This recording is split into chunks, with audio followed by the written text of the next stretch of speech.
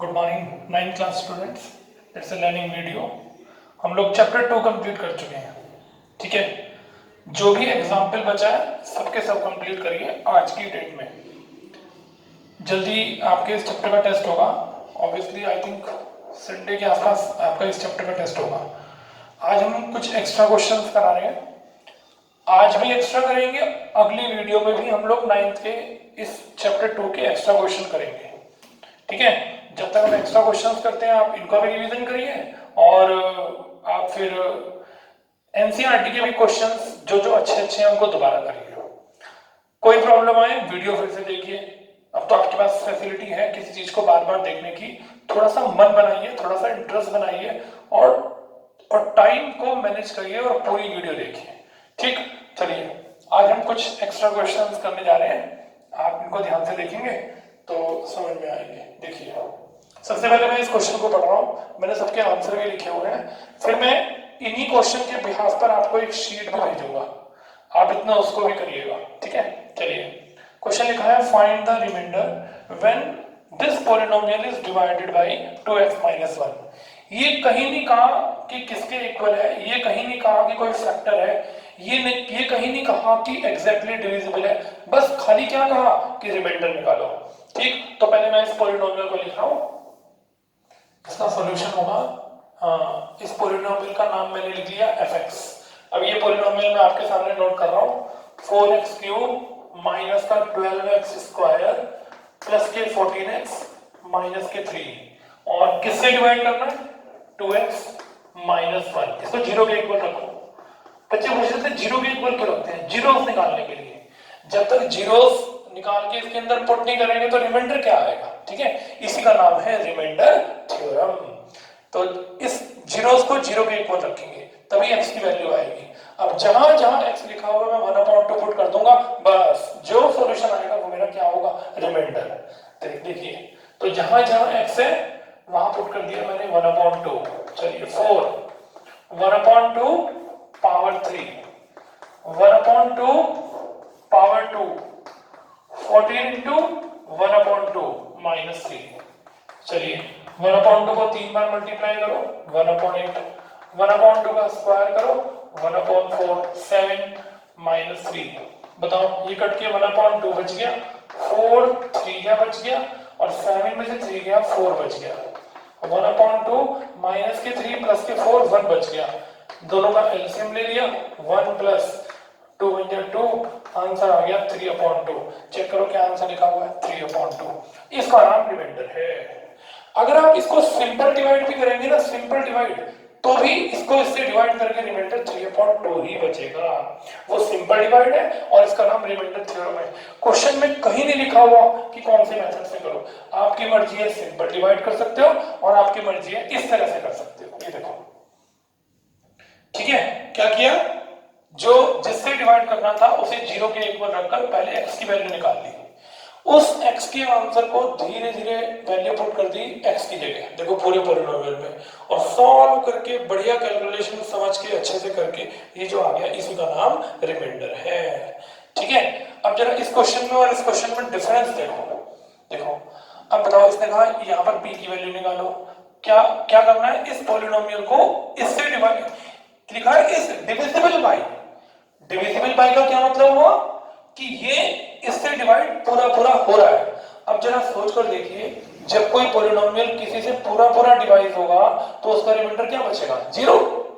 तो याद रखना, कहीं ये दे रखा हो कि इस पॉलिनोमियल का ये फैक्टर है, इस पॉलिनोमियल से एग्जैक्टली डिविजिबल हो रहा है, ठीक है, तो वहां समझना कि रिमाइंडर ऑटोमेटिकली जीरो होगा। तो इस साइड हम लोग फिर वैल्यू क्या पुट करेंगे? जीरो। इसमें क्यों नहीं पुट करी?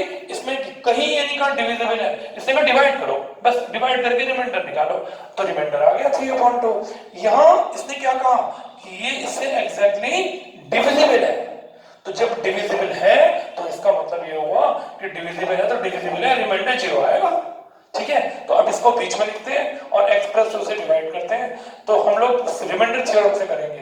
तो अब मैं सेकंड क्वेश्चन कर रहा हूं, मैं इन दोनों में आपको डिफरेंस बता रहा था। तो वहां रिमाइंडर निकालना था, यहां रिमाइंडर जीरो दिया हुआ है और मुझे p का आंसर निकालना है। तो चलिए, फंक्शन का नाम fx, और अब देखिए क्या फर्क होगा। अब पहले मैं पॉलिनोमियल नोट करूं, 2x to the power 4 plus 3x cube plus 2px square plus के 3x और प्लस का 6।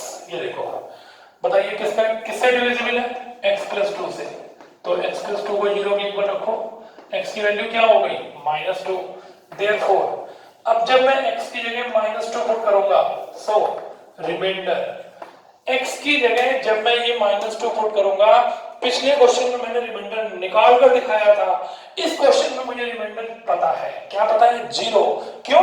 देखो बार बार मैं ये बात बता रहा हूं कि ये इससे डिविजिबल है। जब भी कोई पॉलिनोमियल किसी से डिविजिबल होता है तो उसका रिमाइंडर जो भी वैल्यू पुट करके आता है हमेशा किसके इक्वल होता है? 0 के। तो चलिए जहां जहां x है अब -2 पुट करते हैं, -2 कहां से आया? जब मैं fx प्लस 2 को 0 के इक्वल रखूंगा तो x की वैल्यू आएगी -2। तो 2 -2 की पावर 4 -2 की पावर 3 -2 का स्क्वायर -2 प्लस का 6। अब बताओ इसके लिए क्या लिखो? 0। क्यों? क्योंकि एग्जैक्टली डिविजिबल है। ठीक है, 2 की पावर 4 करेंगे माइनस में तो 16 प्लस का आएगा, यहां 8 माइनस का आएगा। डायरेक्ट करने की कोशिश मत करो, प्लस माइनस मत कर देना क्योंकि ऊपर 3 पावर है। जब 1 पावर होती है तब करते हैं। चलो 2p -2 का स्क्वायर 4 आएगा। अब देखो प्लस माइनस, माइनस के 6 प्लस के 6, दोनों के दोनों क्या हो गए? कैंसिल हो गए। 0 32 माइनस का 24 प्लस का 8p। 0 32 में से माइनस करो 8 प्लस का 8p। इस 8 को इधर ले आओ, ये 8 इधर आकर माइनस का हो गया। भाई 0 में से जब ये 8 इधर आकर माइनस होगा तो माइनस का तो 8 बचेगा। 8 को डिवाइड में ले आओ, 8/8 p। बताओ भाई p की वैल्यू इन दोनों को काटकर क्या बच गई? -1। आंसर चेक करो, देखो क्या आ रहा है? -1। देखा आपने इसमें और पिछले क्वेश्चन में क्या फर्क हुआ? जब भी जिससे डिवाइड करेंगे अगर वो उसका फैक्टर है या वो उससे पूरा पूरा डिवाइड हो रहा है, तो जब हम इसको 0 के इक्वल रखकर -2 पुट करेंगे तो उस केस में इस तरफ रिमाइंडर 0 लिखेंगे। बच्चे क्या गलती करते हैं? इधर तो 0 लिखते नहीं है और इस 8 को इधर ले आते हैं। कैसे आ जाएगा भाई? इधर आगे किसी के साथ तो उसको ऑपरेट करना ही पड़ेगा। तो जब तक इधर कोई वैल्यू नहीं होगी तब तक ये 8 इधर आगे ऑपरेट किससे होगा? इसलिए रिमाइंडर को 0 के इक्वल क्यों रखा? क्योंकि ये इससे एग्जैक्टली डिविजिबल है। जब भी कोई किसी से एग्जैक्टली डिविजिबल होगा तो उसका रिमाइंडर हमेशा किसके इक्वल होगा? 0 के। ठीक है, ये मोटी सी बात याद रखनी है। चलिए आगे चलते हैं। 2 क्वेश्चन अगर समझ में आ गए, दोनों के आंसर भी हमारे मैच हो गए, अगले क्वेश्चन पर चलते हैं।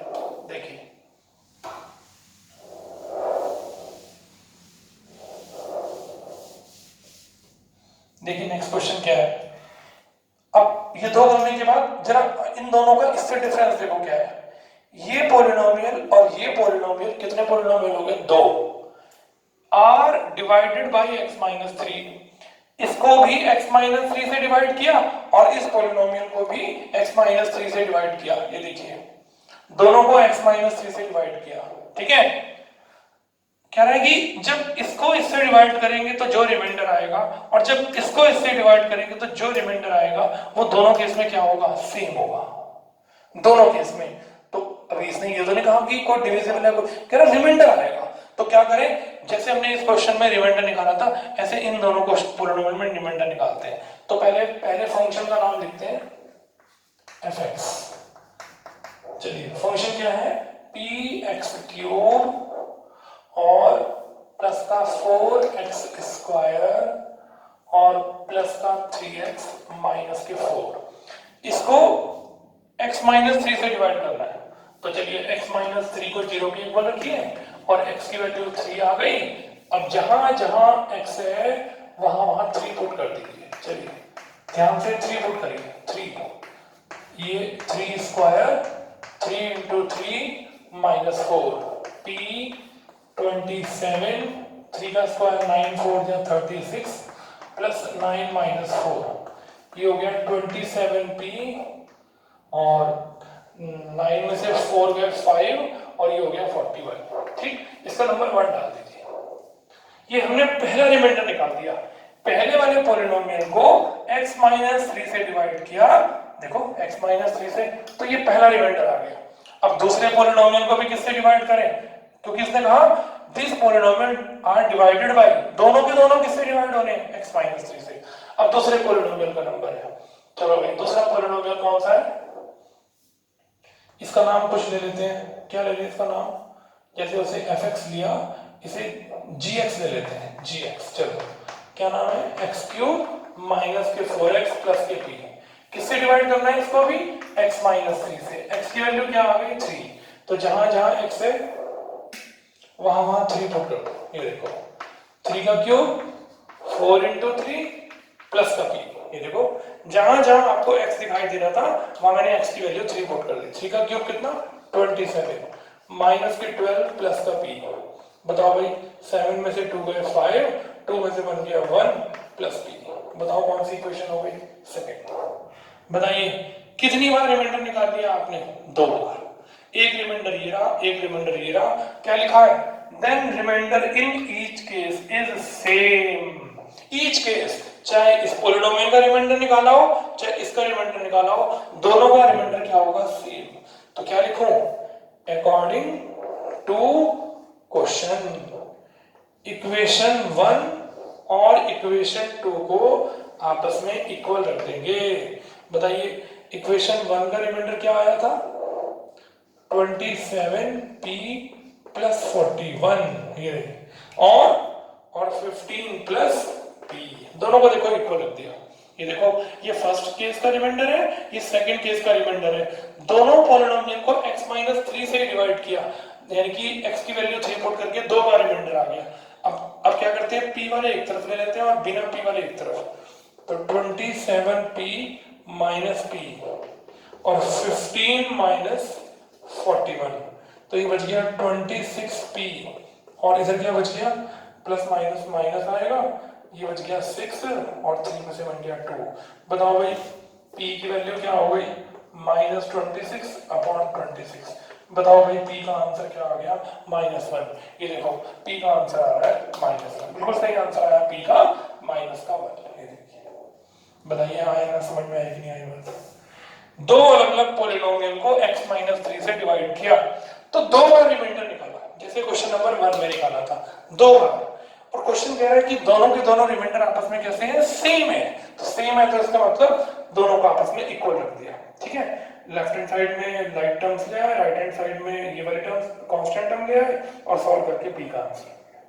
क्वेश्चन का मीनिंग बढ़िया तरह आना चाहिए, क्वेश्चन का मीनिंग अच्छे से समझ में आएगा तो क्वेश्चन को